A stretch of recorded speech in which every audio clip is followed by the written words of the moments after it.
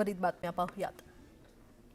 अमरावती जिल्ह्यातील मेळघाट परिसरातील आदिवासी बांधवांनी त्यांच्या विविध प्रलंबित मागण्यांसाठी जिल्हाधिकारी कार्यालयासमोर आमरण उपोषणाला सुरुवात केलेली आहे। दिवाळीच्या तोंडावर सुरू झालेल्या या आंदोलनामुळे प्रशासनात खळबळ माजली आहे। खुटीदा ते सिमोरी जाणाऱ्या मार्गावर खंडू नदीवर 6 किलोमीटर पूल तयार व्हावा। या नादुरुस्त पुलामुळे एक इसम वाहून गेला। मेळघाटमधील रस्ते, वीज, पाणी, आरोग्य सेवा उपलब्ध कराव्यात। गेल्या अनेक वर्षांपासून मागण्यांकडे दुर्लक्ष होत असल्याचा आरोप आदिवासी बांधवांनी केलाय आणि उपोषणकर्त्यांनी प्रशासनाला निवेदन देत लवकरात लवकर मागण्या मान्य न झाल्यास आंदोलन अधिक तीव्र करण्याचा इशारा दिलाय। याविषयीचा आढावा घेतलाय आमचे प्रतिनिधी संजय शेंडे यांनी। एकीकडे अमरावतीच्या या जिल्हाधिकारी कार्यालयावर मेळघाटात जे आदिवासी आहे ते आदिवासी बांधव काल रात्रीपासून आंदोलनाला बसलेला आहे। मेळघाटात अनेक समस्या आहे। मेळघाटात खुटीदा एकटाई या रस्त्यावर जो खंडू नदी आहे त्या ठिकाणी पूल झाला पाहिजे। सिमोरी ते खुटीदा जो रस्ता आहे 6 किलोमीटरचा तो रस्ता बनला पाहिजे आणि इतर अशा अनेक मागण्यांसाठी हे आदिवासी बांधव जे आहे काल रात्रीपासून या ठिकाणी उपोषणाला बसलेला आहे।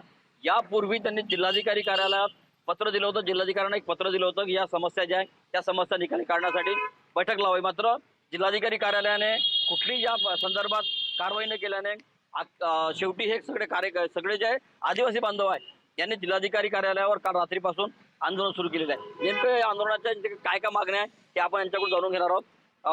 दादा मला सांगा, तुम्ही कधीपासून या ठिकाणी बसलेले आहे, काय तुमच्या मागण्या आहे? हम कल यहाँ 16 तारीख से बैठे। आज का 17वां तारीख है। जिला अधिकारी साहब को हमने 29 तारीख को पत्र दिया। सभी कर्मचारी को यहाँ जितने भी ऑफिस है तो उनको दिया।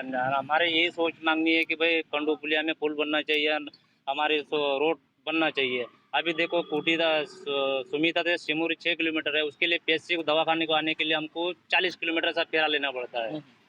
और उसके बाद में फिर बिजली का समस्या है, जैसा खुटीदा है, सुमिता है, रेवनी के अंदर की ज़मीन है, इसमें कोई फॉरेस्ट वाले का उसमें इशू नहीं है ना टाइगर वाले कोई इशू नहीं। उसमें ये एनओसी नहीं मिलते हमारे को। अच्छा। आणखी काही लोक आपल्या सोबत आहे। दादा मला सांगा, या संदर्भात तुम्ही निवेदन दिलं होतं काय आणि शासनाकडून तुम्हाला काय आलं होतं?